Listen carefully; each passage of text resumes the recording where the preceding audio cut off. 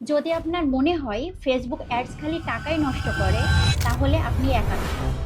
আগে product select করা, তারপর প্যাকেজিং, তারপর ওয়েবসাইট, তারপর একটা থার্ড পার্টি ডেলিভারি সিস্টেম ঠিক করা, তারপর অ্যাড রান করা স্টার্ট করে দেয়। সবাই এটাই করে, ইভেন আপনিও এটাই করেন, কিন্তু আপনি বোঝেন না অ্যাড বাজেট কি হওয়া উচিত, একটি রাইট টেস্টিং সিস্টেম কি হতে পারে, ক্রিয়েটিভ কিভাবে ক্যাম্পেইনে ডিস্ট্রিবিউট করতে হয়, কখন ইমেজ ইউজ করবেন, কখন ভিডিও ইউজ করবেন, কখনই বা ক্যারোজেল ইউজ করবেন। আপনি যদি প্রপারলি এগুলো করতে পারেন, তাহলে অ্যাডের বাজেট আপনি পুরোটাই সঠিকভাবে ইউটিলাইজ করতে পারবেন। না হলে ডাবল লস, বাজেটও যাবে, টাইমও যাবে। খুবই সিম্পল, স্কেল করার আগে টেস্ট করতে হবে।